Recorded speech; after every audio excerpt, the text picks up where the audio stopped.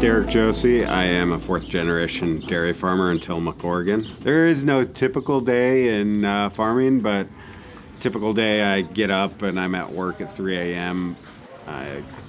Talking with my dad while we push in first set of cows and clean the first set of barns. Then I jump in my feed truck and load, feed cows, get home between 8 and 9 for breakfast, spend time with the family, hopefully get a little nap in, and then I go back to work and kind of repeat the same routine 7 days a week, 365 days a year, unless my wife and I sneak off on a vacation. We try and do that yearly. I know, it's shocking that we would take a little bit of time off every year. 2800 and 62637.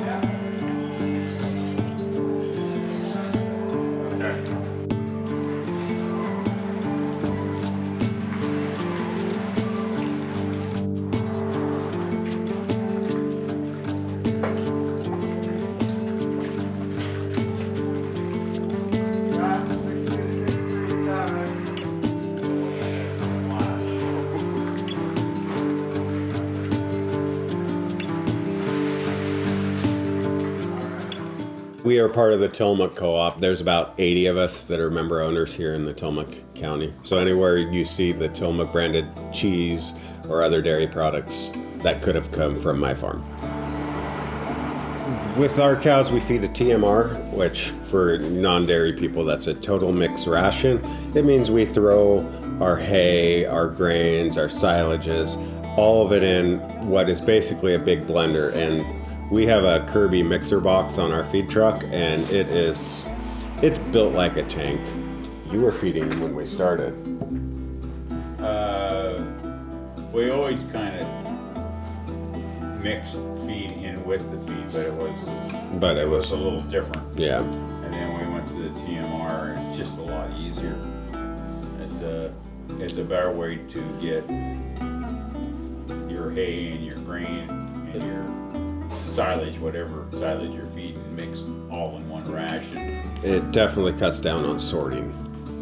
Cows can't pick through and eat what they want and leave the stuff that they need. Before we had the TMR, I was having to move small bales around, and I remember the day that I brought in 6 of the big bales to test out with our TMR. He said, "Well, I guess we're not going to be bringing small bales in anymore, are we?" And that was the end of the small bales for the TMR. My great-grandpa purchased this farm, actually started leasing this farm in 1918. And actually on this house, there's a piece of wood where him and his wife carved their name and wrote 1918 on it. And when they redid this house, they kept that piece of wood, and it's on a wall in this house. So you're the 4th generation? I am 4th generation, yes. Does that have a kind of a different weight than if you were a first-time generation? Oh, of course. You know, there's the old saying, first generation builds it, second generation maintains it, and the third generation loses it. Well, my dad did not lose it. I'm 4th generation. The fear that I will be the one that loses the family farm.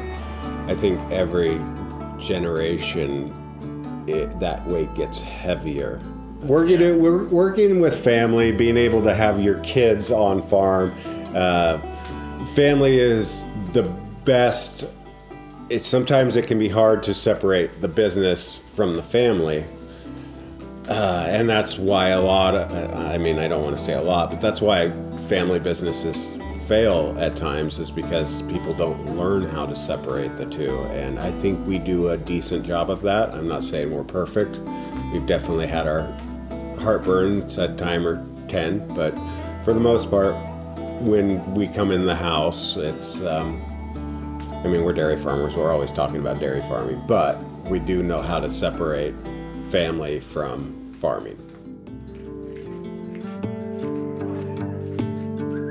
I hope that future generations realize that it's okay to go against the grain or not just do things the same way we've always done it, and to look for the ways that we can do better, just as past generations have. I mean, we don't farm the same as we did in the 40s, and so I hope if they take anything away from what I do, that it's okay to be different and not be a typical farmer.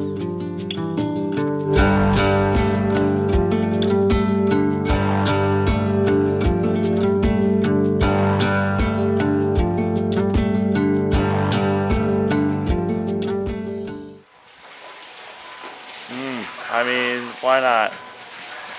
You just have to be careful because it will come around and smack you in the face if you're not paying attention.